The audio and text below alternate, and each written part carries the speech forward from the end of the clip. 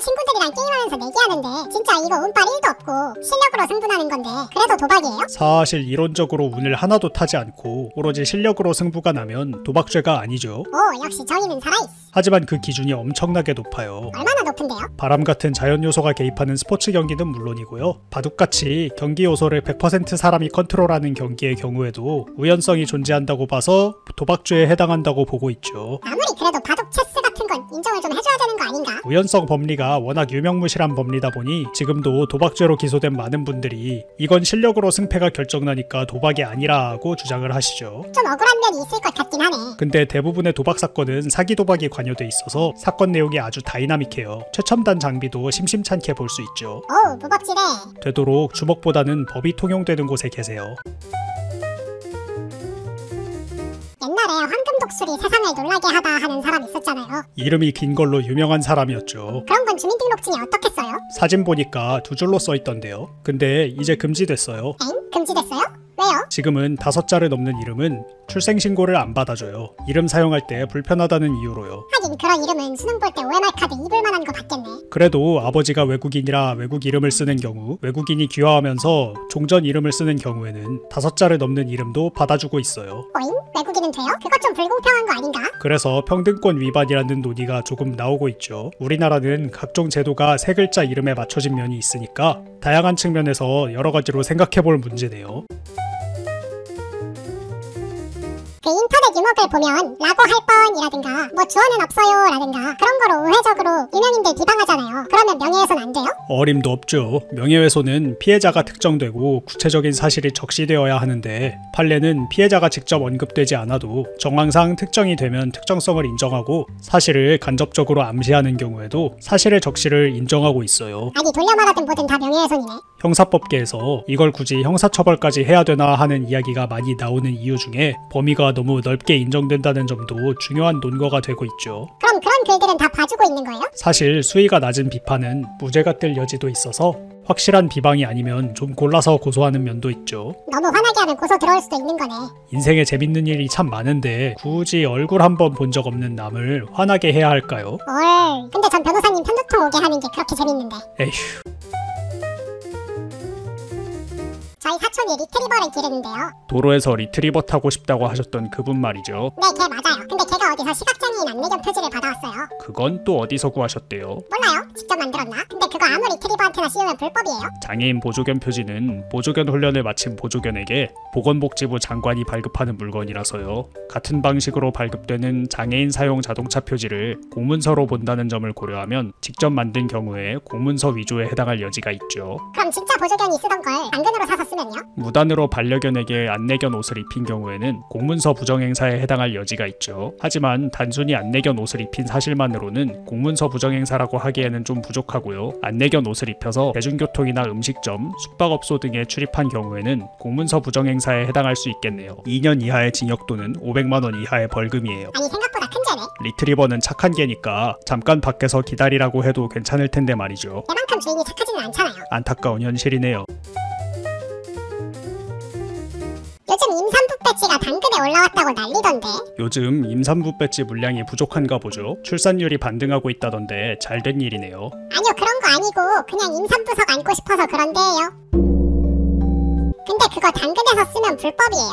지하철역이나 보건소에서 나눠주는 임산부 배지는 인구보건복지협회가 업무상 제작하는 것인데 배지에 어디서 발급했다고 표시가 돼 있지는 않아서 공문서인지 여부가 불분명해요. 그래도 공공기관이 발급했다는 것을 추측할 정도는 되니까 일단은 공문서라고 볼 여지는 있죠. 그럼 당근에서 차고 다니면 공문서 위조인가? 그거 걸리는 거예요? 공문서 부정행사요. 그냥 차고 다니기만 해서는 성립했다고 보기 힘들고 배지를 착용하고 임산부 배려석 등에 앉은 경우에는 해당할 가능성도 있겠네요. 그럼 판 사람은요? 만약 구매자의 공문서 부정행사가 성립한다면 판 사람도 공문서 부정행사에 가담했으니 공동정범 내지는 방조범의 죄책을 질 수 있죠. 근데 근데 저런 사람들은 왜 수사를 안 해요? 경찰 아저씨 여기에요 여기. 수사나 형사재판은 상당한 기본권 침해를 동반하기 때문에 확실히 죄가 있다고 보기 힘든 사람을 수사하거나 기소하기는 쉽지 않아요. 임산부 배지는 공문서인지 여부도 불분명하고 임산부가 교통약자석을 쓸 권한도 명시적인 게 아니라서 아마 재판까지 가면 판사님들도 고민을 많이 하실 거예요. 다 나름대로 사정이 있었네. 그냥 양심적으로 임산부들만 쓰면 안 되나? 그야 무슨 제도든지 이상적으로 작동하면 참 좋은데 말이죠. 변호사님 생각이 많아 보이시네요. 괜찮아요. 세상은 따뜻한 사람 95%, 나쁜 사람 5%니까 너무 저런 뉴스에 매몰되시면 안 됩니다. 5%면 충분히 많은 거 아닌가? 교실에 한 명 정도는 있는 거잖아요. 사실 그게 문제긴 해요. 스파이더맨은 손목에서 거미줄 쏴서 이동하잖아요. 그거 그렇게 다녀도 돼요? 무슨 법에 걸릴 것 같은데. 여러 가지 문제가 있을 수 있죠. 주로 문제가 되는 건 거미줄을 쏘는 것보다는 거미줄을 치우지 않아서 생기는 문제들인데요. 교통에 방해가 될 만한 물건을 함부로 도로에 내버려둔 사람은 1년 이하의 징역 또는 300만 원 이하의 벌금에 해당하고요. 거미줄로 인해 실제로 사고가 나거나 한 경우에는 민법상 공작물의 소유자로서 손해를 배상해야 하죠. 역시 영웅들 뒤치다거리가 힘들긴 하네. 쏘는 행위 자체는 처벌이 안 돼요? 사실 못 쓰게 된 거미줄 같은 경우에는 유기물 쓰레기로 취급될 수 있으니까 경범죄 처벌법 위반이 될 수 있고요. 그리고 스파이더맨 거미줄은 상당히 강력한 섬유니까 부착된 물건이 못 쓰게 돼서 재물손괴죄에 해당할 여지도 있죠. 일부 특별법들에는 특정 장소에서 공작물 설치 자체를 금지하는 경우도 있어요. 대표적인 예로 숲에서 거미줄 이동을 하면 산림자원법 위반으로 3년 이하의 징역 또는 3천만 원 이하의 벌금에 처해질 수 있죠. 아니 제목이 한 트럭인데 출동 한 번 하면 두세 달은 재판만 나가야겠네. 슈퍼히어로가 진짜로 있다면 소속사에 법무 담당자가 무조건 있었을 겁니다. 변호사님은 그런 자리 있다고 하면 지원하실 거예요? 일 자체는 나쁘지 않아 보이는데 저라면 일단 담당 히어로의 인성에 대해 제일 먼저 알아볼 거예요. 와, 생각지도 못한 관점. 고객이 피터 파커 혼자라면 나쁘지 않을 것 같은데요. MCU 스파이더맨이면 토니 스타크가 관여할 것 같아서 좀 많이 마이너스네요. MCU 스파이더맨 담당자 자리는 고사할 것 같아요.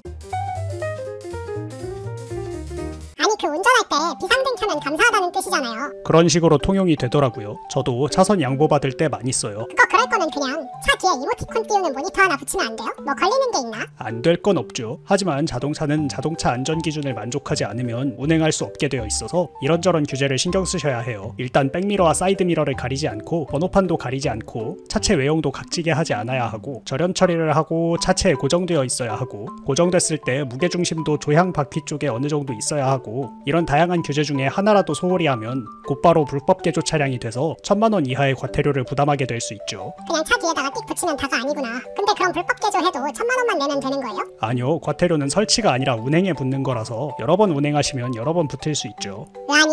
그러면 차 안에 빔 프로젝터 놓고 긴 유리에 이모티콘 쏘면 어떻게 돼요? 차량에 정해진 것 외에 다른 등화를 설치해도 불법이라 아마 그것도 인정되긴 힘들 것 같은데요. 에잉, 뭐 이렇게 걸리는 게 많아. 아무래도 안전에 관한 거니까요. 뒷사람도 비상등만 봐도 충분히 고마움을 알아줄 겁니다. 어떻게 보면 그게 또 낭만인 것 같기도 하고. 부족함 속에서 피어나는 낭만이 있죠. 아니 공항에서 누구 연예인 지나가는 것 같은데 기자들이 카메라 플래시 엄청 센 걸 가져온 거예요. 한 10초 동안 앞이 안 보였어요. 요즘 공항에서 연예인들 관련해서 사건 사고가 많더라고요. 근데 플래시 때문에 실명하면 상해죄예요? 고의로 그런 거면 중상해죄가 될 수 있지만 판례는 레이저 포인터나 강한 불빛을 눈에 겨눈 행위에 상해의 고의까지는 인정하지 않고 있어서 특수폭행치상이 성립할 수 있어요. 형량 자체는 특수상해랑 동일하게 1년 이상 10년 이하의 징역이지만요. 어우 세다. 근데 플래시 여러 명이 터뜨리면 누구 플래시에 다친 건지 모르잖아요. 다른 범죄는 그런 문제가 생기지만 폭행치상 같은 경우에는 그런 경우 전부 공범으로 보기 때문에 그 자리에 있는 기자들 전부 공범이 될 수 있죠. 와우, 그럼 기자들 줄줄이 징역이에요? 기자들 다 죽었다 진짜. 하지만 기자들이 일부러 사람을 다치게 할 의도로 플래시를 터뜨리는 경우는 드무니까 과실치상 정도에 그칠 가능성이 높고 다만 직업적 특성상 업무상 과실치상이 인정될 수도 있겠네요. 5년 이하의 금고 또는 2천만 원 이하의 벌금이에요. 헐, 생각보다 엄청 세네. 아무래도 업무상 범죄니까 일반 과실치상보다는 형량이 센 편이죠.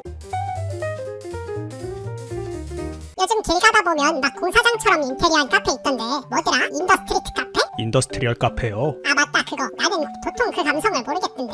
아 저는 커피 자체를 잘 안 마셔서. 엥? 변호사들 막 밤새 가면서 하면서 커피 하루에 20잔씩 먹고 링겔로 바카스 맞고 그러는 거 아니었어요? 저는 카페인 알약을 이용합니다. 미친 현실이 더 잔혹하네. 제가 고객님을 위해서 이렇게나 열심히 삽니다. 그래서 저런 거 합법이에요? 뭐라도 걸릴 것 같은데. 사실 식품위생법상 영업허가가 나오려면 건물에 내수 처리를 하거나 페인트 도색 같은 게 필요해서 겉보기엔 폐허처럼 보여도 위생면에서 이런저런 처리가 되어 있죠. 사실 안 돼 있는데 공무원이 실수로 영업허가 내줄 수도 있잖아요. 안타깝지만 그런 경우도 있고요. 그런 경우에는 일단 시설 개수 명령을 하고 개선이 되지 않으면 영업정지 처분이 내려져요. 아항, 의외로 이것저것 따질 게 많네. 괜히 식당 프랜차이즈가 인테리어 중개업이 본체라고 하는 게 아니죠. 변호사님 역전 재판 알아요? 제가 사회초년생 때 첫 보너스로 산 게 뭔지 아세요? 뭔데요? 캡콤사 주식이요. 보고 계십니까 캡콤? 광고 싸게 해드립니다. 롱맨, 데메크, 역전재판, 몬헌 불러만 주세요. 아 스파는 못해요. 격겜에 재능이 없어서. 누구한테 얘기하세요? 그런 게 있어요. 근데 거기 보면 변호사가 막 이있음 하잖아요. 그거 진짜로 해요? 아니요. 보통 재판은 실제 재판장 가기 전에 미리 서류들을 내기 때문에 양 당사자 모두 재판 내용을 대부분 미리 알고 진행하고요. 실제로 이있음을 보는 경우는 거의 없다고 해요. 저도 재판에서 이있음 한번 해보는 게 꿈이고 아는 부장판사님 중에서도 자기 재판에서 이있음 딱 한 번만 들으면 은퇴해도 한이 없겠다고 하는 분이 계셨어요.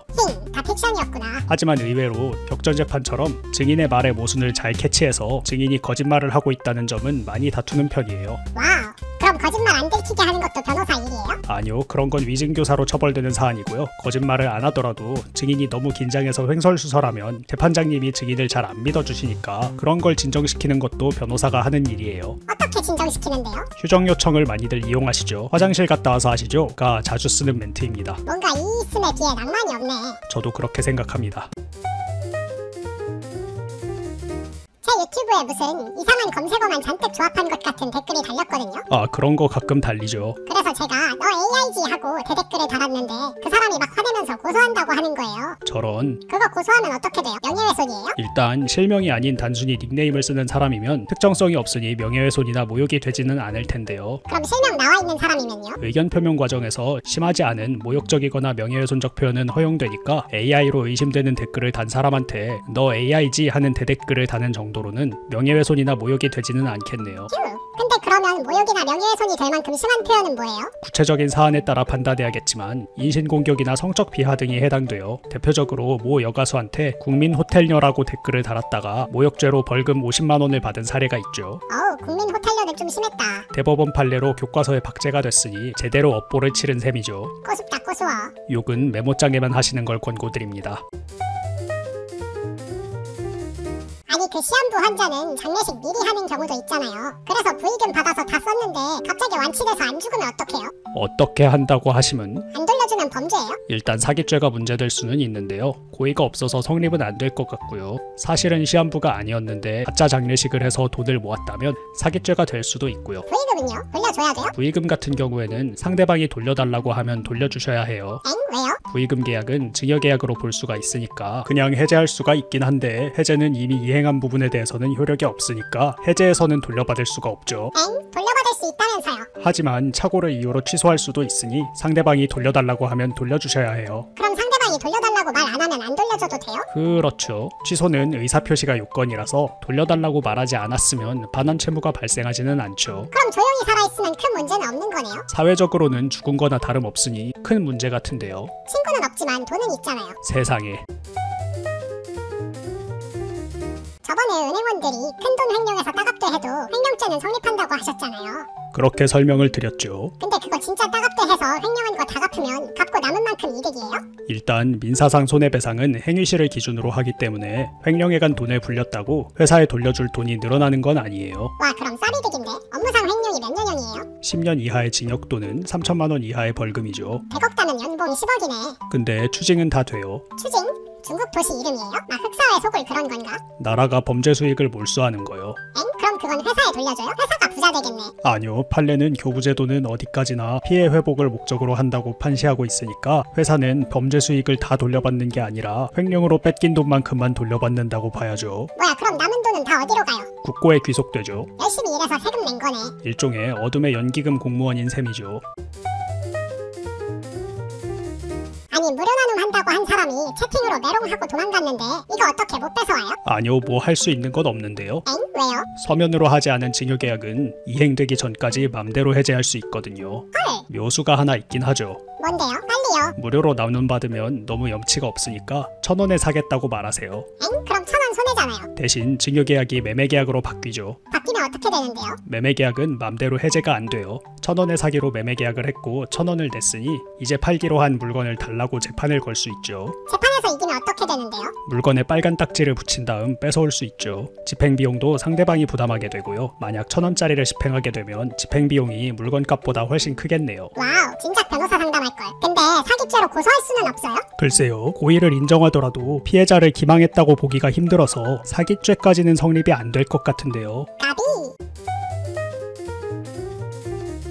죽으면 스팀 계정 물려줄 수 있어요? 누구한테 물려주실 건데요? 엥? 그건 왜 물어보시죠? 친구한테 물려주는 거랑 가족한테 물려주는 게 법률적 효과가 다르거든요. 둘이 어떻게 다른데요? 스팀 계정 이용약관과 스팀 내 게임들의 콘텐츠 이용약관들은 대부분 양도금지 특약을 포함하고 있는데요. 그래도 가족한테 상속으로 물려주는 건 가능하지만 친구한테는 경우에 따라 다를 수 있죠. 아니 또 경우에 따라 달라요? 이거 원 복잡해서 살겠나? 전 재산을 다 물려주거나 전 재산의 몇 퍼센트를 물려주거나 하는 포괄유증을 해서 그 안에 스팀 계정이 포함되는 경우에는 약관에 상관없이 계정을 물려줄 수도 있는데 스팀 계정만 콕 집어서 물려주는 경우에는 약관 위반이죠. 전재산 물려주는 거랑 계정만 물려주는 게 또 달라요? 상속인이나 포괄유증은 내 전 재산을 물려받는 일종의 후계자를 정하는 거니까 남 주는 게 아니고 내가 계속 가지고 있는 거랑 똑같이 취급하는 거예요. 반면에 특정 물건만 콕 집어서 물려주는 건 계정을 양도하는 거랑 크게 다를 게 없으니까 양도금지 특약의 범위에 들어가죠. 듣고 보니까 그럴듯하네. 하지만 그렇게 물려받은 스팀 계정으로도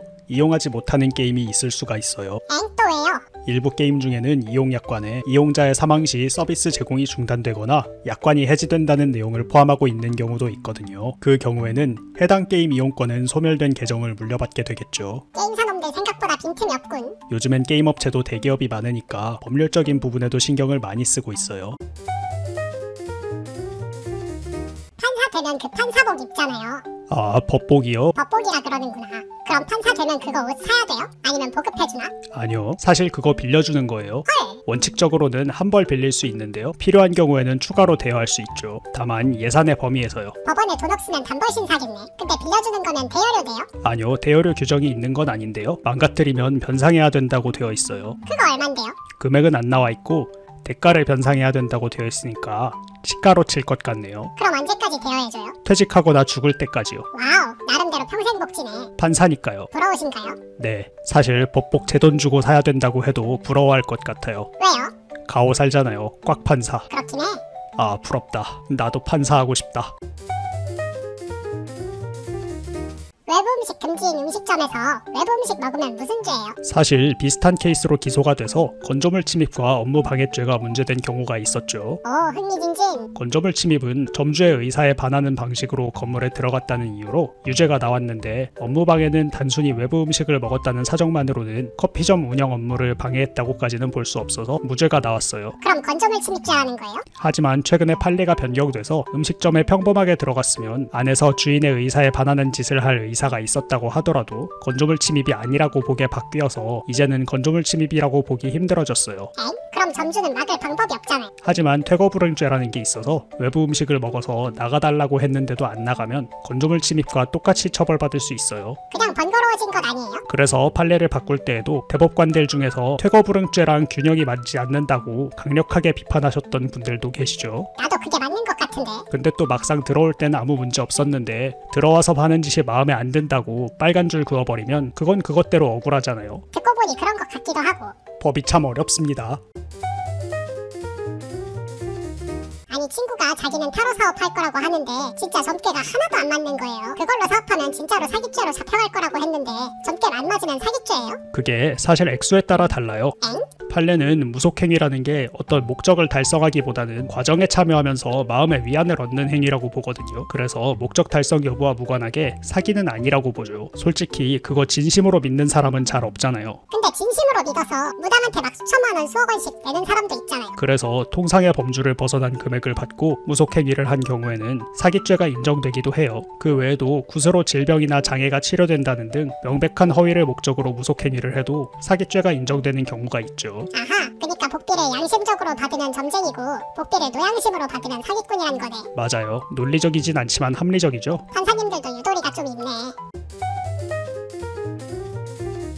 변호사님 컵헤드란 게임 해봤어요? 네, 해봤죠. 친구랑 2P로 했는데 오히려 혼자 하는 게 더 쉬웠던 기억이 있네요. 그거 주인공이 채권자를 죽여서 채무를 면하잖아요. 그러면 살인이에요? 강도살인이에요? 그게 사실 경우에 따라 달라요. 그게 무슨 경우가 있어요? 악랄하게 죽인 거랑 자비롭게 죽인 경우가 다른가? 아니요, 상속인이 있는 경우랑 없는 경우요. 어우, 채권자를 살해했을 때 상속인이 있는 게 명백하고 상속인도 채권이 있다는 사실을 잘 알면 살인자가 채무를 면한 게 아니니까 그냥 살인에 해당하고요. 상속인이 없거나 있어도 채권이 있다는 걸 모르게 된 경우에는 채무를 면했다고 볼 수가 있으니까 강도살인에 해당하죠. 아니 생각보다 현실적인데? 뭐 사실 죄명만 달라지는 거고 죄질이 크게 달라지지는 않으니까 양형면에서 비슷한 형량이 나올 가능성이 높죠. 아니 음료수에 제로 칼로리라고 써있는데 영양성분표 보니까 칼로리가 있던데 이거 괜찮은 거예요? 사기 아닌가 사기? 음료 100ml당 칼로리가 4kcal 미만인 경우 무열량이라고 강조해서 표시할 수 있으니까 분밀리는 칼로리가 조금 있어도 재료 음료에 해당할 수도 있죠. 저야 뭐 1.5L 페트로 마셔도 60kcal 수준이니까 크게 신경 안 쓰는 편인데 말이죠. 넘는 것도 있던데 저번에 보니까 뚱캔에 막 탄수화물 6g 들어있던데 탄수화물은 1g당 4칼로리 아니에요? 그럼 넘는 거 아닌가? 그것도 경우에 따라 달라요. 아니 또 왜요? 일반적으로 탄수화물은 4kcal인데 식이섬유는 2kcal, 알룰로스는 0칼로리로 보고 있어요. 알룰로스 같은 경우에는 체내에서 거의 대사가 안 돼서 그런다고 하네요. 아니 왜 과학적인데? 의료보건 쪽 고시들은 원래 좀 그래요. 근데 제로 칼로리 말고 당류 제로도 있잖아요. 그건 뭐가 달라요? 칼로리 있어도 되는 건가? 당류 같은 경우에는 단당류와 이당류를 당류로 보고 있어서 칼로리가 있어도 당류 제로는 될 수가 있죠. 엥? 그래도 돼요? 누가 잘못 먹어서 큰일 날 것 같은데. 사실 일부 칼로리가 있는 대체감미료 같은 경우에는 설탕보다는 혈당 등에 대한 영향이 적지만 혈당이 아예 안 오르는 건 아닌데 제로 칼로리와 혼동할 우려가 있어서 소비자 보호에 미흡한 점이 있다는 비판이 좀 있죠. 사먹는 사람이 조심해야 되나? 사실 안 그래도 되라고 만드는 법이긴 하지만 이해관계가 충돌하는 부분도 있고 바로바로 반영하기 힘든 부분도 있고 그렇죠. 어른의 사정이군. 음료수에 과일 그림이 있냐 없냐에 따라 성분 차이가 있다는 얘기를 들었는데 그거 진짜예요? 그렇죠. 사실 음료수에만 한정된 얘기는 아니고요. 원재료가 아니라 합성 향료 물질로 원재료의 향이나 맛을 재현하는 경우에는 원재료의 그림이나 사진 등으로 표시하거나 광고하지 못하게 돼 있어요. 엥? 표시가 아니라 광고까지 금지예요? 그래서 합성 향료만 들어간 특정 재료 맛 음료 광고 같은 걸 자세히 보시면 절대로 특정 재료가 광고에 같이 나오지 않는 걸 볼 수 있죠. 오, 생각지도 못한 상식인데 근데 그러면 과일 모양 인형 옷을 입은 사람이 광고에 나오면 어때요? 와, 이런 난제를? 근데 안 될걸요? 엥? 왜요? 위에서 소개드린 식약처 고시에 그림 사진 등이라고 돼 있거든요. 인형 옷도 포함돼 있다고 판단해도 이상할 게 없죠. 전례는 없다는 말이죠. 해볼 만한 것 같은데 혹시 하면 어떻게 돼요? 시정명령, 폐기처분, 6개월 이하 영업정지, 6개월 이하 제조정지, 영업정지에 가름해서 10억 원 이하 과징금, 5년 이하의 징역과 5천만 원 이하의 벌금이에요. 꿈도 못 꾸겠네. 먹을 걸로 장난치면 큰일 나요. 만화 보면 막 용사랑 동료들이랑 모험하다가 동료가 여긴 나한테 맡기고 어서 가 하잖아요. 아, 너무 세서 스토리 진행에 방해되는 조연을 퇴장시킬 때 많이들 쓰시죠. 아니 갑자기 왜 작가 시점인데 근데 그거 살인죄예요? 아니면 과실치사인가? 일단 업무상 과실치사를 고민해 볼 수 있는데요. 업무상 과실치사의 경우에는 용사의 업무 여부가 문제될 가능성이 있는데 왕이나 영주한테 임명받은 용사는 업무상 지위가 인정될 수 있지만 그냥 마왕토벌의 꿈을 가지고 다짜고짜 마을에 나온 케이스면 업무는 물론이고 동료를 위험 속에 방치한 걸 과실이라고 볼 수 있는지도 의문스럽네요. 엥? 임무를 받은 게 그렇게 중요해요? 그냥 나온 애들은 솔직히 말하면 백수 집단이니까요. 공인용사면 유죄, 백수용사면 무죄인 건가? 과실치사 말고 또 다른 죄도 있어요? 부작위에 의한 살인도 인정될 여지가 있는데 용사가 결과를 방지할 수 있는 지위에 있었는지가 중요해서 구체적으로 용사의 실력이 어느 정도인지가 문제될 수 있죠. 요즘엔 베테랑 모험가들이 예언에 따라 용사가 된 아직 덜 성장한 초보 용사를 데리고 다니는 케이스도 있으니까 일률적으로 성립한다고 볼 수는 없을 것 같아요. 근데 그런 식으로 동료 버리고 갈 때에는 보통 막 더 큰 대의를 위해서 그러는 거잖아요. 그런 건 참작이 안 돼요? 되죠. 만약 왕에게 임무를 받아서 수행 중인 공인 용사라면 정당 행위에 의해서 위법성이 조각될 가능성이 있죠. 병사가 많이 죽을 걸 알면서 작전을 결행하는 장군 같은 포지션인 거죠. 아하, 그럼 그냥 마을 밖에 나온 백수는요? 백수 용사는 정당 행위가 인정되기 힘들겠지만 애초에 과실치사나 부작위 살인이 성립한다고 보기도 어려워서 어쨌거나 무죄가 되겠네요. 왕한테 임명받기 받기 전에는 목숨 걸면 안 되겠네. 애시당초 외국에 그렇게 함부로 쳐들어가면 안 돼요. 사전죄예요. 용사가 되고 싶으면 일단 군에 입대하는 것부터 시작하는 게 좋겠네요. 현실적인 조언 멈춰!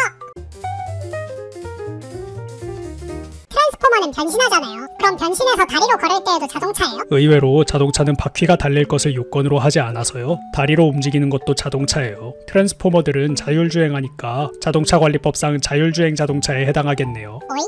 그럼 과속하면 안 돼요? 사실 과속이긴 한데요. 도로교통법은 운전자한테 속도 준수 의무를 부여하는 거라 운전자 없이 자동차 자체가 빠르게 달린다고 차 주인을 처벌하거나 하는 건 아니에요. 엥? 그럼 자율주행 자동차는 속도 제한 막 무시해도 돼요? 그런 문제가 있는데 사실 아직 완전 자율주행하는 자동차가 없어서 거기까지 커버하는 법을 만들어 놓질 않아서요. 입법 미비라기엔 좀 그렇고 아직 그런 걸 정해놓을 시대가 아니라고 봐야죠. 엥? 그러면 막 테슬라나 그런 차 중에는 운전자 없이도 자기 맘대로 주차하고 그런 애들 있잖아요. 그런 건 사고 나도 아무도 책임 안 져요? 일단 그런 차들도 운전석에 운전자 없이는 아직 마음대로 작동할 수 없고요. 그런 작동을 하려면 국토부 장관에게서 성능 인증과 적합성 승인을 받아야 하고 일단 자동차 보험에도 의무적으로 들어야 하지만 교특법에 보험 특례 같은 게 적용되는 건 아니라서 대인 사고의 경우에는 업무상 과실치사상을 면할 길이 없죠. 보험료는 보험료대로 나가고요? 네, 보험 안 들면 그건 그거대로 2년 이하 징역 또는 2천만 원 이하의 벌금이에요. 트랜스포머 함부로 키우면 안 되겠네.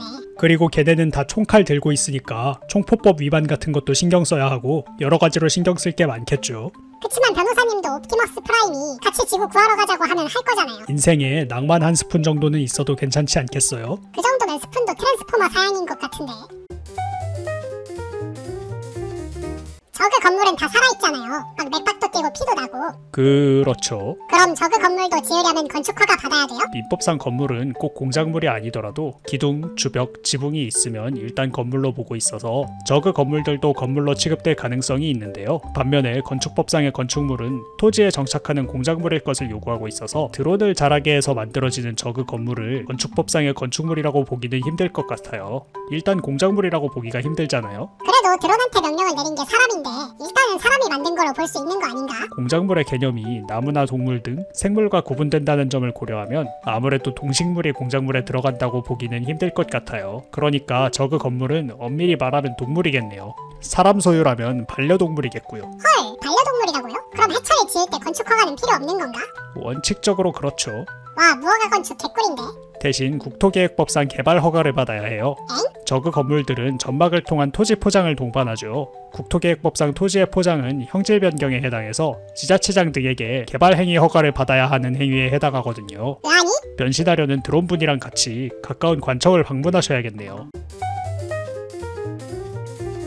만약에 제가 이름을 김 나이키로 개명하면요, 나이키 운동화 팔고 나이키 공식 대리점 만들고 막 그래도 돼요? 가끔 참새님이 계획을 실천으로 옮기기 전에 미리 물어보러 와주셔서 얼마나 다행인지 몰라요. 어때요? 이런 창의적인 사장 밑에서 법무팀을 이끌어보실 생각이 있으신지? 일단 상표법은 자기 이름 등을 상거래 관행에 따라 사용하는 경우에는 상표법 위반이 아니라고 보고 있는데요. 이제 거절 멘트도 없이 스무스하게 넘어가시네. 거위가 아니라 구렁이신가? 하지만 목적이 부정경쟁인 경우에는 허용하지 않고 있어서 말씀하신 것처럼 소비자 혼동을 목적으로 개명을 하신 케이스 같은 경우에는 여전히 상표법 위반에 해당하죠. 아니, 자기 이름도 못 써요? 악법 아닌가, 악법? 그래서 판례도 실제로 자기 이름을 쓴 건지 아니면 다른 상표를 고의로 따라한 건지를 자세히 보고 판단한다고 해요. 솔직히 찔리는 점이 있으시잖아요. 아니, 꼭 그렇다고 할 수는 없지는 않을지도. 게다가 타인의 저명한 상호나 상품 표지를 베껴 쓰시면 자기 이름에 해당한다고 하더라도 부정경쟁방지법 위반에 해당해서 금지 청구, 손해배상 등의 대상이 될 수 있죠. 우리 법무팀장 후보가 일을 똑부러지고 야무지게 하는구만. 그 얘기 아직 안 끝난 거였어요. 거절할 수 없는 연봉을 제시하죠. 조금만 더 들어볼게요.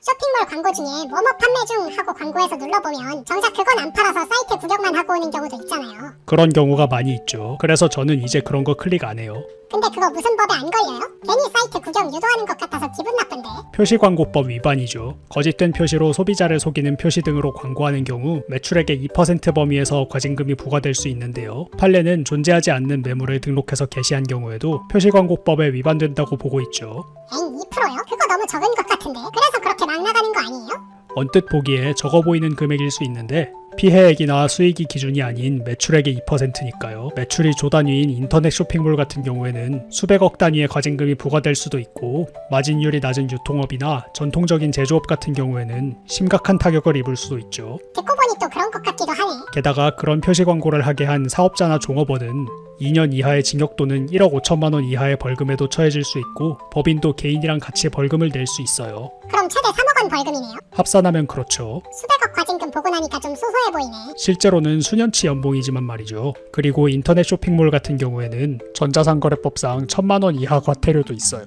변호사님, 저 감각이 이상해요. 이것도 소소해 보여요. 공정거래법이나 토지보상법 같은 걸 다루다 보면 약간 감각이 이상해질 때가 있어요. 이거 어떻게 돌려놔요? 은행 앱을 키셔서 통장 잔고를 보시면 됩니다. 오, 현실적인 자릿수. 안정되는데 좀 우울해요. 친구가 민방위 교육 갔는데 강사가 자기가 무슨 책 썼다고 꼭 읽어보라고 내용 설명했다는데 그거 그래도 되는 거예요? 민방위랑 아무 상관없는 내용이잖아요. 민방위 대원은 민방위 기본법에 따라 교육훈련을 받아야 하는데, 교육의 자세한 내용은 매년 행안부에서 민방위 교육 지침으로 정하고 있어요. 교육 내용을 살펴보면 민방위의 개념과 필요성, 재난에 대한 각종 실전 훈련으로 이루어져 있어요. 그럼 자기개발 교육 같은 건 안 들어가는 거네요.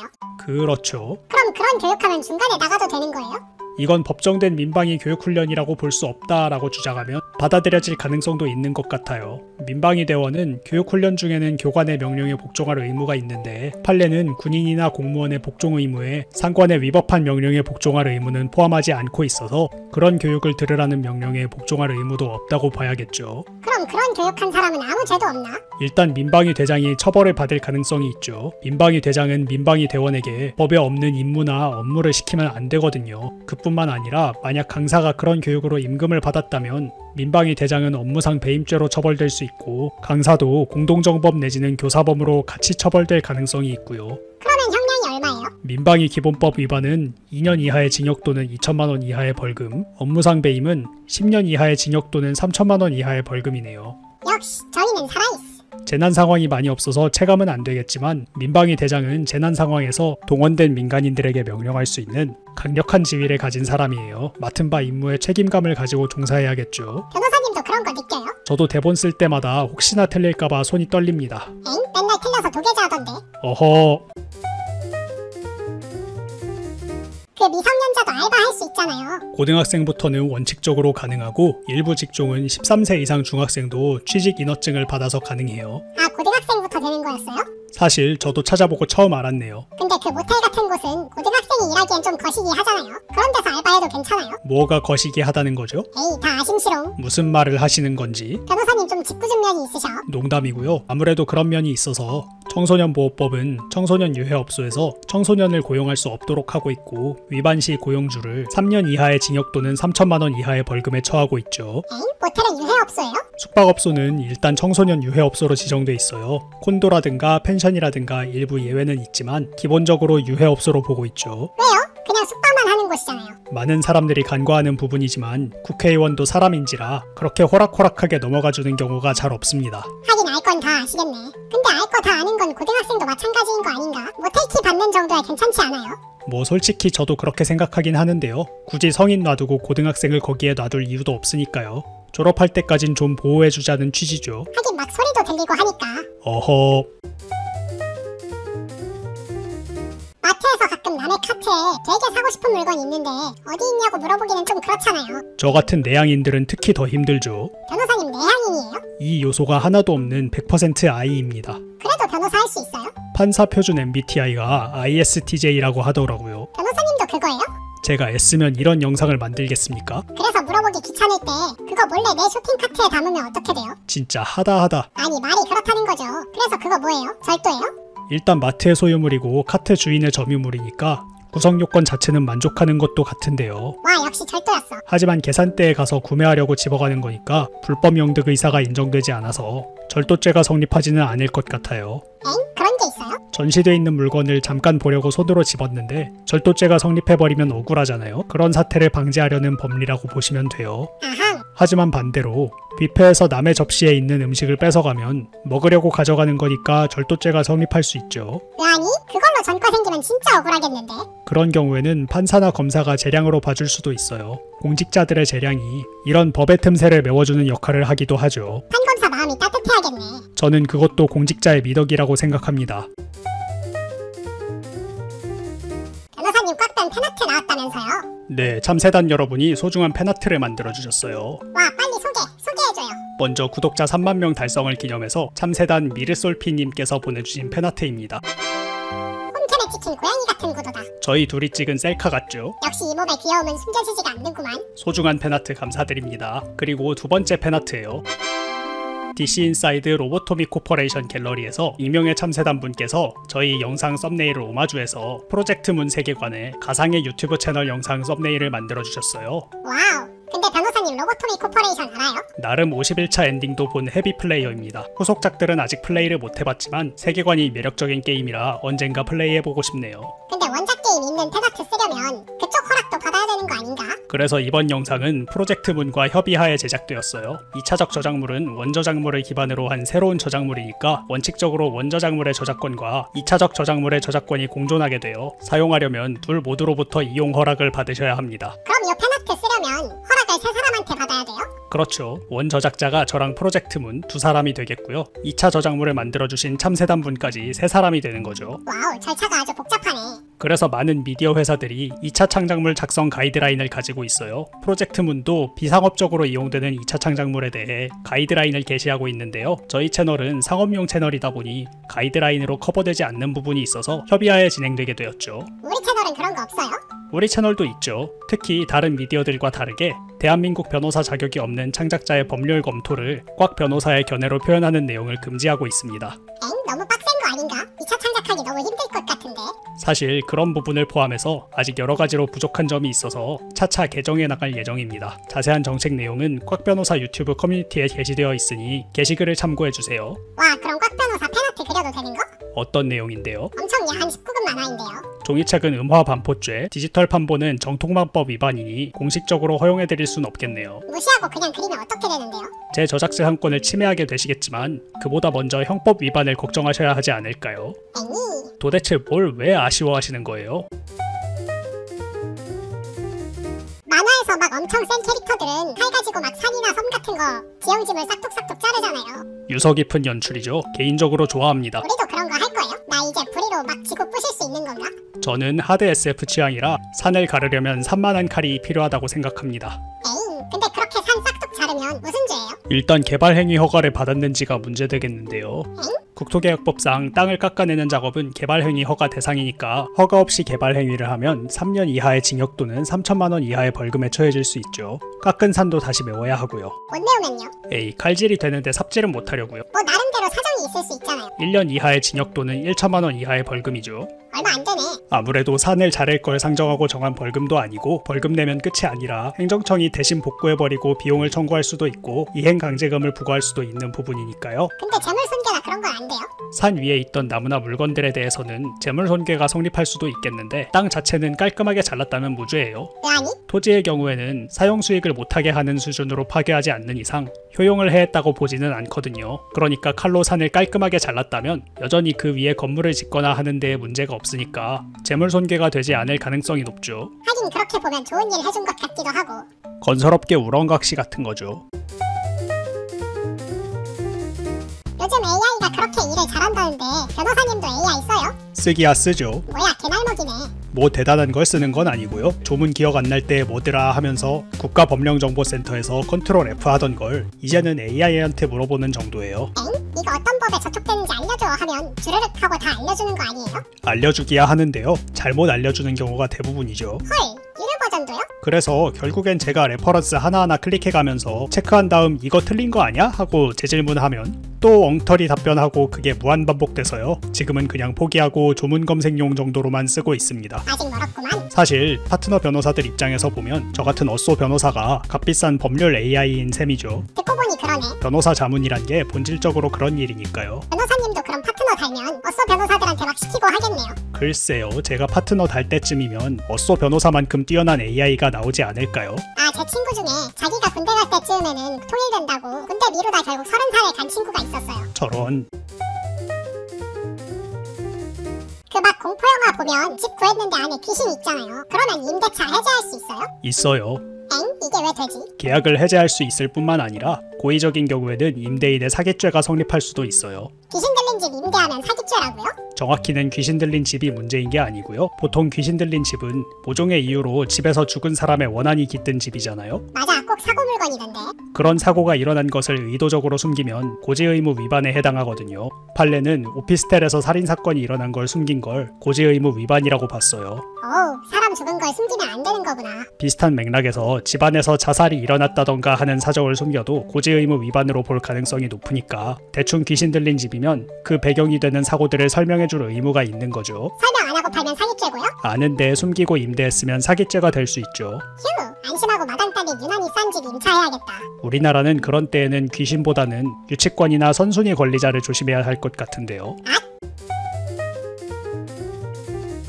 그 카레이서들은 일반인들보다 운전을 더 잘하잖아요? 글쎄요, 일반 차량도 더 잘 운전할지는 모르겠는데 그래도 이해도가 훨씬 높겠죠. 그러면 만약 차 사고 나면 카레이서는 과실 비율이 더 높아요? 일반 교통사고에서는 모르겠는데 만약 카레이서가 은퇴하고 소방차나 구급차 같은 걸 몰게 되면 사고가 났을 때 그런 부분이 고려될 가능성이 있죠. 진짜요? 소방차, 구급차 같은 긴급 자동차는 특례 규정이 있어서 속도 제한, 신호 위반, 중앙선 침범 등이 적용되지 않는 건 아시죠? 아니 뭐 알았던 건 아닌데 대충 그러려니 하고 있긴 했음. 판례는 아무리 긴급 자동차에 그런 특례가 적용된다고 하더라도 도로교통법상의 모든 의무가 면제되는 건 아니니까 교차로 같은 데서는 어느 정도 안전운전을 할 의무가 있다고 보거든요. 그럴 거면 특혜가 왜 있어? 아무리 긴급 자동차라도 너무 선 넘게 범퍼카 마냥 운전하지는 말라는 거죠. 하긴 불도저 마냥 밀고 다니면 이송하는 환자보다 발생하는 환자가 많겠네. 근데 카레이서는 뭐가 다른데요? 판례는 긴급 자동차가 주의 의무를 다하였는지 여부에서 운전자의 숙련도를 고려하거든요. 그러니까 운전자가 전직 카레이서 출신이라던가 그런 운전자의 숙련도가 높다고 볼 사정이 있으면 어느 정도 위험을 무릅써도 과실 정도를 좀 낮게 봐줄 수 있죠. 과실을 오히려 낮게 봐준다고요? 이런 말씀 드리기가 참 그렇습니다만 그냥 긴급 자동차랑 부딪히는 경우도 좀 그런데 카레이서 출신도 못 피할 상황을 발생시켰다는 건 그 운전을 좀 못같이 한다고요? 아니 뭐 그렇게까지 말할 건 아니고 긴급 자동차한테 양보하는 습관을 조금 더 함양하실 필요가 있다 이 말이죠. 양심 없이 운전한다는 거네. 어허. 그 자동차 클락션 누르면 빵 하는데 트럭은 클락션 누르면 뿌앙 하잖아요. 클락션 모사를 잘하시네요. 조상 중에 구관조가 있으신가요? 지금 우리 조상님을 모욕하신 건가요? 그래서 뭐가 궁금하신 거죠? 근데 그거 그렇게 커도 돼요? 뭐 규제 같은 거 없나? 당연히 있죠. 2018년 이후에 제작되는 차들의 클락션은 소형차는 110dB, 대형차는 112dB까지를 상한으로 하고 있어요. 생각보다 별로 차이가 안 나네. 사실 2dB 차이면 1.585배의 차이라고 하니 그렇게까지 작은 차이는 아니죠. 아니 그래도 자동차 빵 소리에 비해서 트럭 뿌앙 소리는 너무 큰데 그거 하면 막 심장 떨려요. 사실 연식에 따라 클락션 상한이 달라서요. 90년대까지는 일괄 115dB 이하였던 적도 있으니까 오래된 트럭 같은 경우엔 정말 우렁찬 소리를 낼 수도 있죠. 옛날 차는 더 우렁찰 수 있었구나. 옛날 개정 전 규제들을 보면 여러 면에서 야생의 시대를 느낄 수 있어요. 근데 상한만 있으면 클락션 아예 안 달 수도 있어요? 그냥 피식피식 바람만 나오게 할 수도 있나? 아니요. 의외로 클락션 크기에도 하한이 있어서 90dB 미만으로는 만들지 못하게 돼 있어요. 그런 것도 있어요? 클락션은 긴급 상황에서 다른 차들에게 주의를 주는 역할도 하니까 아예 안 달게 되면 공익을 해치는 면도 있을 테니까요. 하긴 아무리 말을 안 해도 할 말은 하고 살아야지. 요즘 마리오카트 최신작에서는 막 자동차로 벽 타고 뛰고 하던데요. 아, 스위치2 당첨되고 싶다. 변호사님 아직 스위치2 없어요? 아, 나도 동키콩 하고 싶다. 근데 그렇게 도로로 안 다니고 벽만 타고 다녀도 운전면허 따야 돼요? 사실 그런 경우에는 면허를 따지 않아도 돼요.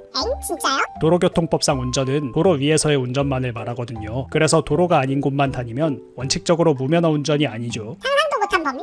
근데 사실 마리오 카트 같은 경우에는 벽을 타지 않아도 면허가 불필요한 맵이 많아요. 왜요? 도로교통법상의 도로는 불특정 다수가 통행하는 공개된 장소여야 하거든요. 그래서 카트트랙 같이 엄격하게 통제된 차량만 출입할 수 있는 곳은 면허 없이 운전할 수 있는 곳이라고 볼 수 있죠. 아항, 그런 데서는 면허 없이 운전할 수 있는 거구나. 하지만 술 마시면 음주운전에는 걸려요. 왜요? 운전 아니라면서요? 음주운전의 운전은 도로 밖에서 해도 운전으로 보거든요. 아무리 차량이 통제됐다고 해도 음주운전은 많이 위험하니까요. 뭔가 이것저것 복잡하네. 운전 관련 법규는 항상 안전과 산업 사이의 타협이니까요. 잘 살펴보면 우리 사회의 안전에 대한 인식을 엿볼 수 있습니다. 요즘 학교 선생님들이 우리 영상으로 수업을 한다는 소문이 있던데. 맞아요. 대구 모 고등학교의 선생님께서 보내주신 사진인데요. 법과 사회 시간에 불법행위 사례를 찾는 수행평가에서 아이디어를 찾는 방안으로 저희 채널을 소개해 주셨다고 하네요. 와우, 나도 학생 때 저런 거 배웠으면 지금쯤 변호사인데. 변호사님네 선생님은 옛날에 저런 거 했어요? 저는 이과라 저런 거 안 했어요. 엥? 변호사님 이과였어요? 배신감 맥스인데. 저는 공대 출신에 엔지니어로 일했던 적도 있어서 아직은 법학보다는 공학에 투자한 시간이 더 많습니다.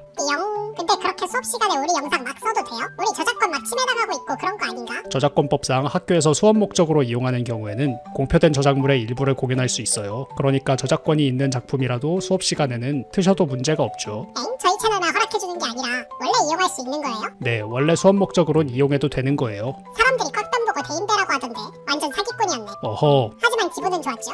에헷, 원래는 수업에 필요하신 일부분만 잘라서 쓰는 게 원칙인데 우리 영상은 워낙 길이가 짧기도 하니까 그냥 풀 영상을 다 틀어도 문제가 없다고 안내드리고 있어요. 나도 교수님한테 꽉된 영상 틀어달라고 해야지. 대학교는 일단 이용하실 수는 있는데 저작권법에 따른 보상금을 지불하셔야 해요. 엥? 돈 내야 된다고요? 얼마나요? 5분까지는 176원이고요. 그 이후에 10초당 10원씩이에요. 아니면 학생 한 명당 1년간 일정 금액을 내서 무제한 이용하실 수도 있어요. 일반대는 1,300원, 전문대는 1,200원, 원격대는 1,100원이네요. 뭐야 176원이요? 얼마 안 되네. 아무래도 교육 목적이니까요. 얼마 되지 않는 돈이니까 교수님들도 영특한 학생들의 빛나는 미래를 위해 재밌고 유익한 꽉변 영상을 많이 틀어주세요. 돈미세. 세상엔 돈이 필요한 순간이 있습니다. 언제요? 여름이요. 사람은 에어컨 없이는 살 수 없습니다. 거의잖아요. 꽉! 해외에는 사실적시 명예훼손이 없다는 말을 들었는데 왜 우리나라에만 있어요? 엥? 해외에 없다고요? 누가 그래요? 인터넷에서 다들 그러던데. 제가 영미법 쪽은 잘 몰라서 얘기 드리기가 조심스럽지만 당장 옆 나라 일본은 우리랑 거의 똑같은 조문으로 사실적시 명예훼손죄를 운영하고 있고요. 독일은 조금 위법성 조각 사유가 넓긴 하지만 마찬가지로 사실적시 명예훼손죄를 운영하고 있어요. 엥? 독일은 조금 달라요?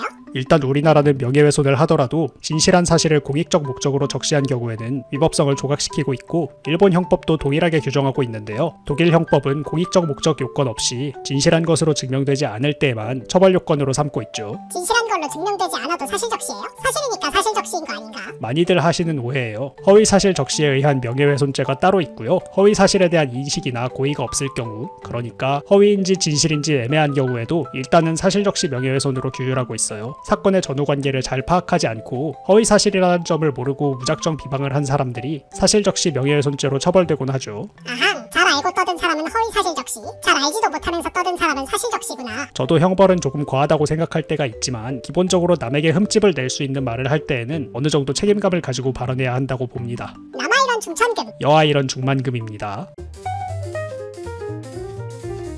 그 유명한 맛집들 보면 가끔 자기들이 원조라고 막 간판에 써서 옆에 가게랑 신경전 벌이잖아요. 개인적으로는 맛있으면 됐지 원조인 게 그렇게 중요한가 싶은데 말이죠. 제 말이요. 근데 그런 가게들 중에 가끔 막 30년 전통, 100년 전통 하는 가게들이 있잖아요. 그거 거짓말이면 뭐 어느 법에 걸려요? 일단 표시광고법 위반이 될 수 있죠. 공정거래위원회 심사지침에 따르면 사업자의 연역에 관한 과장으로 소비자를 오인시킬 우려가 있는 표시광고를 표시광고법 위반으로 보고 있거든요. 오, 역시 정의는 살아있어. 그거 하면 어떻게 되는데요? 시정조치, 표시나 광고의 일시중지 명령, 매출액의 2% 범위 과징금, 손해배상의 대상이 되고 2년 이하 징역 또는 1억 5천만 원 이하의 벌금에 처해지죠. 와, 벌칙이 무슨 산더미처럼 있네. 괜히 공정위가 무섭다고 하는 게 아니에요. 근데 손해배상은 누구한테 하는 거예요? 소비자한테요. 정확히는 피해자죠. 오, 이따 어제 먹은 국밥 환불하러 가야지. 그뿐만 아니라 만약 경쟁업체가 가업 몇 대 몇 년 전통같이 연역을 포함한 캐치프레이즈를 오랫동안 써서 업계에서 유명해졌다면 따라하면 타인 상품 사칭으로 부경법 위반이 될 수 있어요. 아, 별이 5개 하면 생각나는 특정 업체처럼요? 그렇죠. 그 정도면 가게 이름이나 다름없는 캐치프레이즈잖아요. 그건 형량이 얼만데요? 3년 이하의 징역 또는 3천만 원 이하의 벌금이요. 회사에서 하면 회사도 3배 이하 벌금이니까 최대 1억 2천만 원까지네요. 오, 억 단위 벌금. 사실 정말 탐나는 건 100년 전통이 아니라 100년 동안 쌓은 노하우와 단골일 텐데 말이죠. 에이, 그걸 알았으면 진작 장사가 잘 됐겠죠. 그것도 그래요. 막 폭주족들 쓰는 오토바이는 정적 소리가 빠라바라바라밤 하잖아요.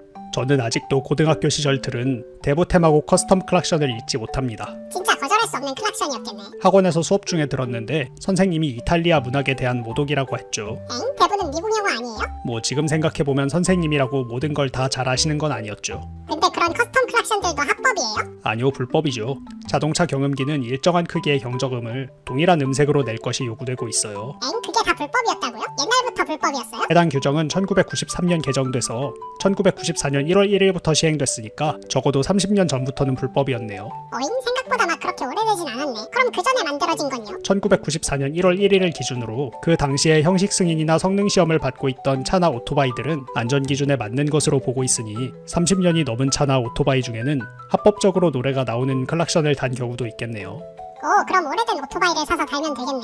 하지만 차나 오토바이는 일정 기간마다 정기검사를 받아야 하는데 검사 항목에 클락션이 단음인지가 들어있어서요. 그 당시 만들어진 차라도 지금까지 커스텀 클락션이면 자동차 관리법을 위반하고 있는 상태죠. 엥이? 그럼 커스텀 클락션 달고 다니면 어떻게 되는데요? 불법 개조 차량 운행이 100만원 이하의 과태료, 정기검사를 안 받은 것이 또 100만원 이하의 과태료예요. 어우, 더블 과태료. 그 영화 보면 국선 변호인은 30만원 받는다고 하잖아요. 국선 변호인 역할을 맡아서 30만원을 유행시킨 황병국 배우님은 지금은 영화 감독으로 활동하고 계신다고 하더라고요. 근데 진짜로 국선 변호인은 30만원 받아요? 아니요. 역시 농담일 줄 알았어. 실제로는 더 적게 받아요. 엥? 일단 국선 변호인 보수는 대법원 회의로 정한 다음 국회 예산안이 통과돼서 정해지는 구조인데요. 지금 국선 변호인 보수는 2024년도 예산안으로 정해진 건당 55만원이네요. 뭐야, 30만원 넘잖아요. 날 속였어. 이건 일반 변호사가 국선 변호 사건을 맡을 때 기준이고요. 국선 전담 변호사의 경우에는 건당이 아니라 월급으로 받아요. 엥? 월급이 얼만데요? 600만원이요. 뭐야, 많이 받네.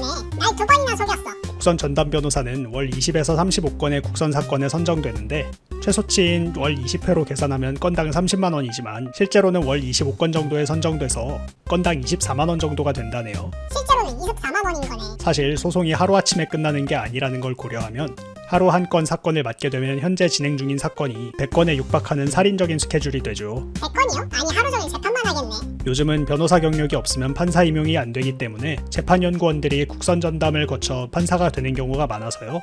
결코 일을 대충 하지 않는데 그런데도 사건을 100건씩 들고 있으려면 아무래도 사선 변호사만큼 피고인에게 시간을 많이 쓸 수 없는 게 현실이죠. 괜히 국선 변호사는 일 대충 한다는 얘기가 있는 게 아니구나. 억울한 면이 좀 있긴 하죠. 그래서 재판부도 국선 변호인이 급하게 사건을 맡아주시거나 하면 맡아주셔서 감사하다고 인사를 드리기도 해요. 의외로 법원이 따뜻한 곳이네. 판사도 변호사도 다들 사람입니다. 직업적으로는 냉철해 보일 수 있지만 실제로는 대부분 평범하게 좋은 사람들이에요. 그 외국 숙박업체 후기 보면 부정적인 후기들 다 지우니까 한국말로 열기, 절대, 갈직, 말, 살, 열 이런 거 쓰잖아요. 요즘엔 챗 GPT로 파괴가 다 돼서 그마저도 다 지워진다네요. 헐, AI 쓰면 다 걸려요? 깔끔하게 요약까지 해주던데요. 세상에 마상에. 근데 그렇게 나쁜 리뷰들 싹 지우고 좋은 리뷰들만 남겨놓는 것도 무슨 법에 걸려요? 자기네 악플 지우는 거니까 그 정도는 허용될 것 같기도 한데. 전자상거래법 위반이에요. 전자상거래법상 소비자를 기만하는 방법에는 불리한 이용 후기를 삭제하는 경우도 포함하거든요. 와우, 자기네 악플만 지워도 위법이라니. 그럼 그건 몇 년형이에요? 형벌로 규율하진 않는데 1000만원 이하의 과태료를 부담하게 될 수 있죠. 생각보다 얼마 안 되네. 말씀하신 대로 그냥 악플을 지웠을 뿐이니까요. 하지만 경우에 따라서는 표시광고법 위반으로 매출의 2% 범위의 과징금 대상이 돼요. 나왔다, 경우에 따라서. 단순히 악플을 지운 것에 그치지 않고 악플을 제외하고 선플만 달린 것처럼 별도의 광고를 하는 경우에는 소비자를 기만하는 광고로 표시광고법 위반 행위가 되거든요. 아, 가끔 97% 고객들 만족 후기 이런 거 광고하는 사람들이요? 맞아요. 그냥 불리한 후기만 지원하도 소비자를 기만하는데 그걸 광고까지 했으니 훨씬 중한 처벌을 받는 거죠. 요즘 세상에 그런 거짓말하면 금방 들통나는데. 항상 자기만은 다르다고 생각하다 큰 콜에 다치지요. 저는 변호사님께 꼭꼭 잘 물어서 법의 특명을 잘 이용할 거예요. 그 무인 매장 보면 가끔 훔쳐가면 100배 보상하라고 경고문 붙여둔 경우 있잖아요. 그런 경우가 있죠. 저희 집 앞 가게에도 붙어 있어요. 그거 진짜로 100배 배상해야 돼요? 아무리 도둑질 했다지만 100배는 좀 너무한 것 같은데. 실제로 마트에서 계산을 깜빡한 사람들이나 소액절도범을 대상으로 상습적으로 100배의 배상금을 뜯어낸 경우에 공갈죄의 성립을 인정한 판례들이 있어요. 역시 공갈죄가 맞았군. 정의는 살아있어. 근데 그런 건 형량이 얼마나 나와요? 공갈죄는 꽤 중한 범죄라 형량이 징역 10년 이하인데요. 이런 경우는 아무래도 피해자들이 절도범이기도 하고 피해 금액도 큰 게 아니라서 그렇게 많이 나오진 않아요. 소개드린 판례 같은 경우에는 하나는 벌금 300만 원이고 또 하나는 징역 10월에 집행유예 2년이 선고됐네요. 엥? 징역이요? 벌금형이 아니라요? 얼마 안 나온다면서요? 피해자가 23명이거든요. 그건 좀 많네. 사건 기록을 보면 피해자가 도둑이었던 점도 있지만 가해자가 매장 관리인이었는데 받은 배상금을 자기가 가진 게 아니라 가게의 매출에 포함시켰다고 하네요. 그런 점들이 참작돼서 형량이 그 정도에 그쳤다네요. 나름대로 직원으로서 최선을 다한 거였네. 일종의 뒤틀린 충성심이죠. 변호사님도 저희 회사 법무팀장이 되시면 그 정도 충성은 보여주실 거죠? 생각보다 끈질기시네요. 그 쇼핑몰 검색하다 보면 1990원이라 해서 들어갔는데 최소 옵션이 10,000원이라 실제 가격은 12,000원인 경우 있잖아요. 맞아요. 그냥 바가지 상품을 볼 때보다 훨씬 기분 나쁘죠. 그런 거는 무슨 죄가 안 돼요? 아니 진짜 한두 번 당해야지. 판례는 말씀하신 것처럼 상품을 기본가로 할인한다고 광고를 해놓고 실제로 상품 페이지에서는 옵션을 추가 선택하게 만든 경우 허위 광고에 해당해서 시정명령 대상이라고 봤어요. 시정명령이요? 그거 하면 어떻게 되는데요? 여러 종류가 있는데요. 이 경우에는 시정명령 받은 사실을 공표하려고 했어요. 와우, 효수네 효수. 아니 잠깐, 공표한 게 아니라 하려고 했다고요? 네, 처분이 취소됐거든요. 엥, 왜요? 허위 광고라면서요? 허위 광고가 아니라서 취소된 게 아니고요. 공정위가 시정명령 때리자마자 쇼핑몰이 부랴부랴 광고도 내리고 입점업체에도 프로모션 금지를 때렸거든요. 아, 바로 납작 엎드렸구나. 그런 조치들을 인정받아서 공표명령은 취소가 됐죠. 공정위가 세긴 세구나. 무서운 기관이죠. 힘도 세고 소속 변호사도 많고요. 앞으로 뭔 일 있으면 바로 공정위에 찔러야겠네. 실제로 그렇게 하는 분들이 많이 계세요. 관련 사건을 규율하는 강력한 공기관이 있는 경우에는 신고가 웬만한 소재기보다 훨씬 도움이 되는 경우가 있죠. 맞다. 식약처에 음식에서 벌레 나왔다고 신고하면 바로 본사에서 전화 온댔어요. 그 외에도 금감원이나 금융위 같은 기관들도 유명해요.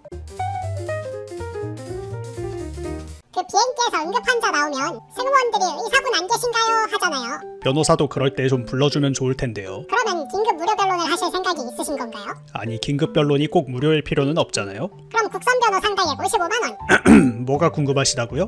근데 의사가 만약에 변호사님처럼 착한 일 하기 싫어서 아니, 제가 착한 일 하기 싫다는 게 아니라 막 자는 척하고 손 안 들고 하면 어떻게 돼요? 일단 의사는 응급의료법에 따라 최선의 처치를 할 의무가 있고 업무 중에는 응급 환자한테 즉시 응급의료를 할 의무가 있는데요. 반대로 말하면 업무 중이 아닐 때에는 응급의료를 할 의무가 없다고 할 수 있겠죠. 하긴 의사도 퇴근은 해야 되니까. 근데 그러면 의사들은 막 해외 학회도 가잖아요. 아, 부럽다. 해외 학회. 그럼 학회 가는 비행기는 업무의 연장선상이니까 그 경우에는 손 안 들면 처벌받아요? 의사의 업무 범위에 대해서는 정확하게 정의한 법규나 판례는 따로 찾아볼 수 없는데요. 의료법에서는 의사의 임무를 의료와 보건지도로 보고 있으니 아무래도 학회 참석을 의료법상 업무에 해당한다고 보기는 어려울 것 같아요. 앵니. 하지만 의사들끼리 학회에 가고 있는 상황에서 혼자 손을 안 들고 자는 척을 하기는 어렵지 않을까요? 하긴 상당히 쪽팔리겠네. 아마 두고두고 술자리 안주거리가 될 테니까 정말 하기 싫어도 일단 손을 들고 자기가 안 걸리길 빌지 않을까요? 술자리 카드 뽑기 하듯이요? 아니 집 앞에 중국집 쿠폰을 드디어 50개 모았거든요. 그래서 탕수육 이번에 쿠폰으로 시킬 거라고 했더니 사장이 바뀌었다고 옛날 쿠폰은 못 쓴다고 하는 거예요. 이거 이래도 되는 거예요? 안 되죠. 새로운 사장님이 기존 가게를 인수하셨더라도 가게 이름을 계속 사용하신다면 기존 가게의 채무를 변제할 책임이 있어요. 쿠폰을 모아서 발생한 탕수육 채권도 예외는 아니죠. 역시 그럴 줄 알았어. 근데 그럼 가게 이름은 바꾸고 전화번호만 그대로 쓰면요? 그러면 쿠폰 못 쓰는 건가?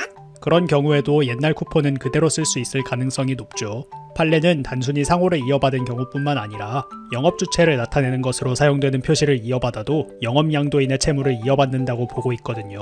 중국집의 경우 전화번호도 영업주체를 나타내는 표지로 볼 여지가 있으니까 새로운 가게에도 옛 가게의 쿠폰을 받아달라고 말해볼 만하죠. 역시 정의는 살아있어. 근데 그렇게 탕수육 달라 했는데 안 주면 무슨 죄예요? 새 사장님이 옛날 쿠폰을 못 쓴다고 했다면 사기죄가 성립할 여지가 있죠. 판례는 타인을 기망해서 채권의 존재를 모르게 해서 경제적 이익을 취한 경우에도 사기죄의 성립을 인정했거든요. 좋았어. 당장 사기죄로 고소해야지. 아, 그런데 상호등기는 확인하셨어요? 엥? 상호등기요? 만약 인수한 분이 상호등기에 면책등기를 하거나 가게를 인수한 직후에 옛날 쿠폰을 못 쓴다고 쿠폰 보유자들에게 전화를 돌렸거나 했다면 옛날 쿠폰을 못 쓸 수도 있거든요. 헐, 그럼 옛날 쿠폰은 휴지 조각 돼요?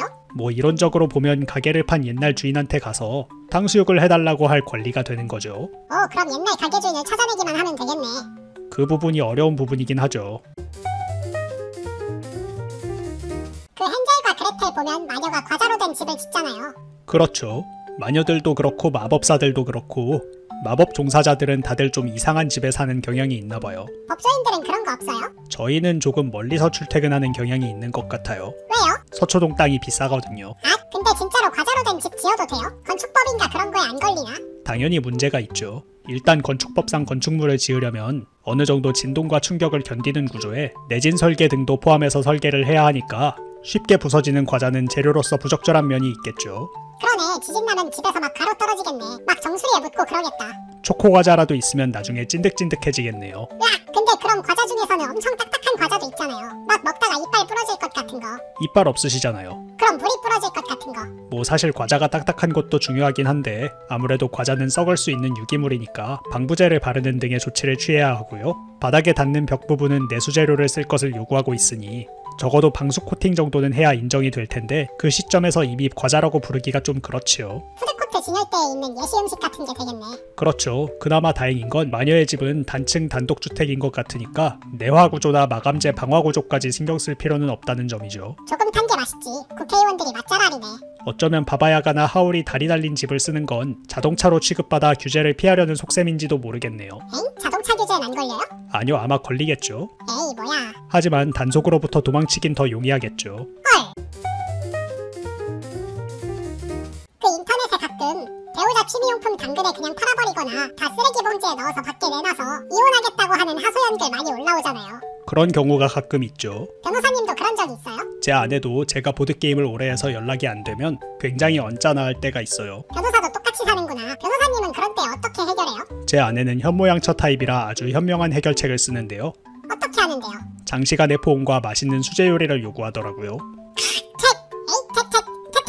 그래서 뭐가 궁금하신데요?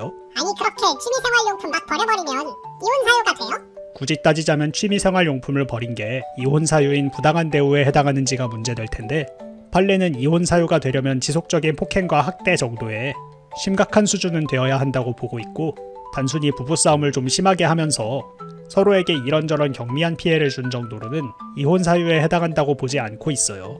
그렇다면 반대로 지속적으로 여러 번 취미용품을 버렸다면 이혼 사유가 될 수도 있는 거네요. 그런 경우에는 오히려 취미생활을 한 쪽에 이혼 사유가 있을 수도 있어요. 엥? 버린 쪽이 아니라요? 판례 중에는 취미생활에 집중하느라 가사와 육아에 소홀했던 점을 참작해서 이혼 사유를 인정한 사례도 있고요. 유사하게 취미 등으로 가정에 소홀했음에도 상대방이 그다지 불만을 표현하지 않아서 잘못을 바로잡을 기회가 없었으니까 아직 부부관계가 완전히 파탄난 건 아니라고 본 경우도 있거든요. 그러니까 취미생활 하면서 가정에 너무 소홀한 건 아닌지 확인해볼 필요가 있겠네요. 이래서 이혼 소송이 진흙탕이라는 거구나. 따질 것만 따져도 징글징글하네. 뭐 부부지간에 그렇게까지 하게 된 나름의 히스토리가 있었겠지만 분쟁 원인과 무관한 것을 분쟁의 대상으로 삼는 것은 원인 제거와 관계 회복에 아무런 도움이 안 되니 아무리 감정이 안 좋더라도 서로의 영역을 어느 정도 존중해주는 태도가 필요하겠죠. 변호사님도 보드게임 오래 하는 거 용서해주시는 자비로운 아내분한테 한마디 하시죠. 여보 사랑해. 에이 그 신체가 결손된 분들은 의수나 의족을 달잖아요. 요즘엔 두뇌 속 칩 임플란트와 연결해서 원격으로 움직이는 의수도 있는 것 같더라고요. 와우, 그럼 완전 로켓펀치네. 근데 그러면 의수나 의족으로 때리면 상해예요, 특수상해예요? 이제 와서 이 정도로 그런 눈으로 보지 말아요. 일단 결론부터 말씀드리자면 일반 상해예요. 와, 의족도 신체로 봐주는 건가? 아니요, 그렇다기보다는 위험하지가 않다고 보는 거죠. 엥? 판례들을 살펴보면 의족을 단 사람들은 일반적인 다리만큼 의족을 쉽게 쓸 수가 없어서 사람을 상해하기가 쉽지 않다는 면이 자주 부각되거든요. 심지어 의족 단 사람한테는 이런 범행이 불가능하다는 이유로 무죄가 나온 판결도 있어요. 띠용, 생각보다 의족 다루기가 쉽지 않구나. 반면에 특수상해로 규율된 경우도 있죠. 엥? 어떤 경우예요? 멀쩡한 사람이 의족으로 사람을 때린 경우요. 멀쩡한 사람한테 의족이 왜 있어요? 지체장애인인 피해자를 때린 다음 피해자의 의족으로 피해자를 또 때렸거든요. 아, 물어보지 말걸. 저는 그래도 인간의 선함을 좀 믿는 편인데 판례를 볼 때면 규율의 필요성을 뼈저리게 느낍니다. 세상은 넓고 미친놈은 많다.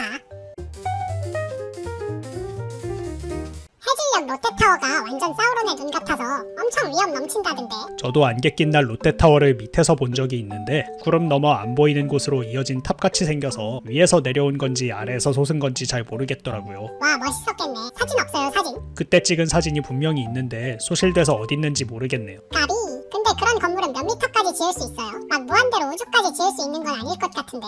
건축법에 따르면 지자체장 등은 각 블럭마다 건축물의 높이 기준을 공고할 수 있어요. 법적으로 명확한 상한이 존재하는 건 아니지만 고층 빌딩이 많이 위치한 서울 테헤란로의 경우에도 최고 높이는 250m를 넘지 않도록 공고되어 있네요. 이럴 수가. 그러면 막 구청장이 원하면 궤도 엘리베이터도 지을 수 있고 그런 거예요? 뭐 궤도 엘리베이터를 지을 기술력이 있다면야 막을 이유는 없겠죠. 아니 근데 그렇게 높게 지으면 막 주변에 있는 집들에 햇빛이 안 들어올 거 아니에요. 우울증 걸리겠는데? 아, 그래서 전용 주거지역이나 일반 주거지역의 경우에는 인접한 대지 경계선까지 높이에 비례하는 거리를 띄워야 해요. 그래서 주변 건물도 한낮에는 햇빛을 받을 수 있죠. 아, 사람 사는 곳에는 못 짓는구나. 그럼 저기 허허벌판에 지어야겠네. 사실 건물을 너무 높게 짓지 않는 건 단순하게 기술력 문제로 높게 짓기가 힘든 것도 있지만 재난 관련해서 신경 쓸 것이 많은 것도 한몫하고 있죠. 재난 관리요? 아, 만약에 무너지면 큰일 나니까.